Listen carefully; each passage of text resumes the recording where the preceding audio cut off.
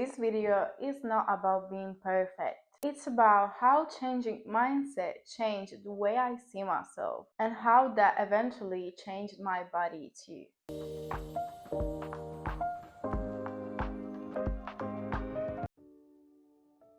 Hi everyone and welcome back to my cute little channel. It's Albaneraa. Last week was my birthday, 23, and something interesting happened.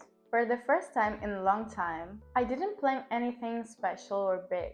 I didn't throw a party, I didn't organize anything extravagant, and still, it was one of my favorite birthdays I have ever had. Because for the first time, I realized how much I genuinely like myself. I felt aligned with who I am, I felt comfortable in my body, and I felt peaceful in my mind. And that feeling made that day special in a way no party ever could. It made me think how much I've changed in the last few years. Not just physically, but mentally, emotionally, and in the way I treat myself. So today I want to talk about that, about how my body changed what my mindset did. I'm going to share my before and after, but not to compare bodies. I'm sharing it because for a long period of time I didn't feel enough, and I know so many girls feel the same way. This is my story, not a standard, and if you're in the middle of your own journey, I hope this video makes you feel less alone. This video is very personal for me because it took years of work, mentally and physically, and it's still a process. Section 1: Childhood Beliefs and Identity. Growing up, I never felt confident in myself and in my body. I remember always looking at other girls, the pretty girls, the feminine girls, and wish I could look like them. I wanted to be skinny, delicate, soft, and instead I felt very different. I was tall, my body structure was very different, and I didn't know how to value it. I didn't know how to dress for my body, and I didn't know how to make myself feel feminine in it. So I internalized this idea that something about me was wrong. And I didn't just feel insecure, I acted from insecurity. I hated parts of myself.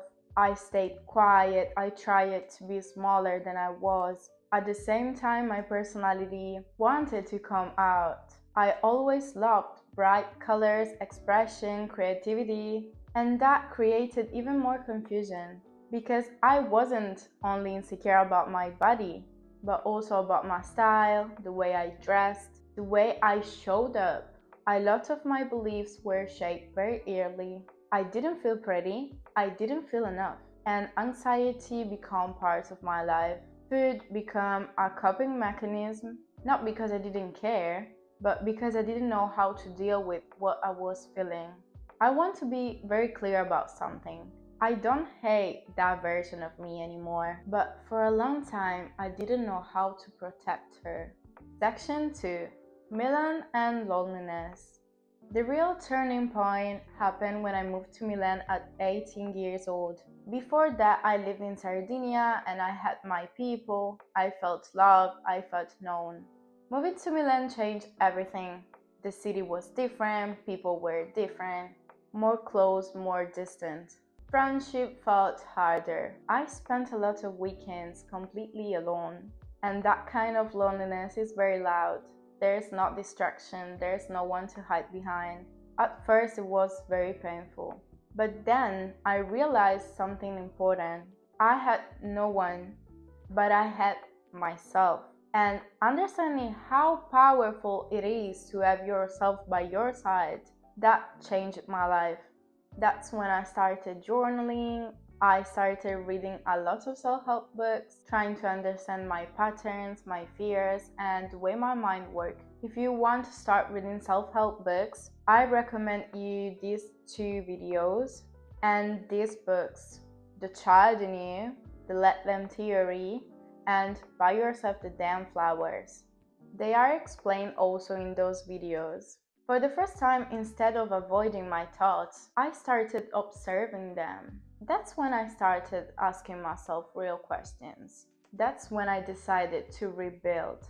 Section 3, the gym as a therapy and discipline. One of the first choices I made was starting going to the gym, and I was terrified. I didn't know how to do exercises. I didn't know what to wear.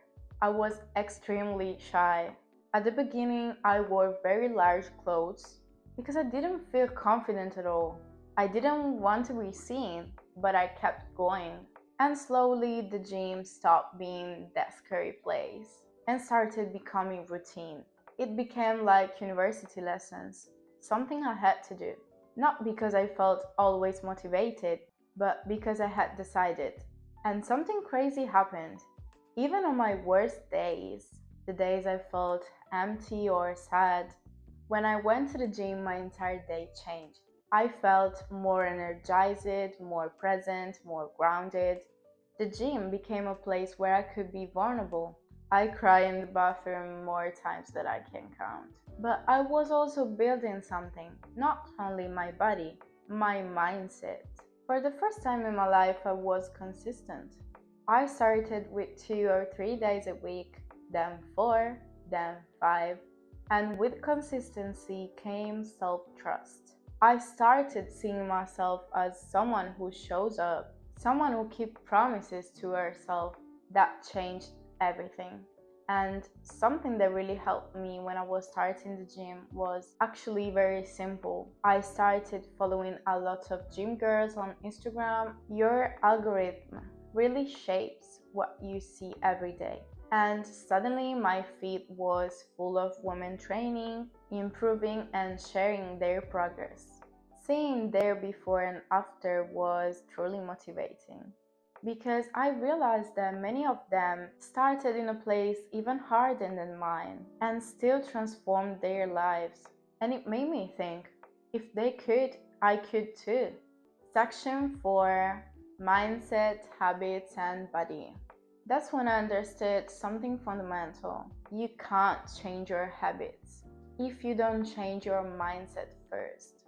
My body changed because my mind changed, because I stopped seeing myself as someone who can't and started acting like someone who does. Every small win mattered. Every little progress made me proud. And for the first time, I really liked my body. Not because it was perfect, but because it was mine and I was taking care of it. Section 5, Being perceived differently. At some point, people started to perceiving me differently. Guys looked at me, other girls complimented me, and honestly, it felt strange. I didn't believe at first. I didn't feel at the same level of other people. I still carried the old identity. But slowly, I realized something important. My worth has nothing to do with how people perceive me. People started reacting differently because I was showing up differently. Today, I don't live a man centered life. I am even queer, so lucky me. But that's not what this video is about. I show up as myself and I feel pretty because I like the person who I am on the inside.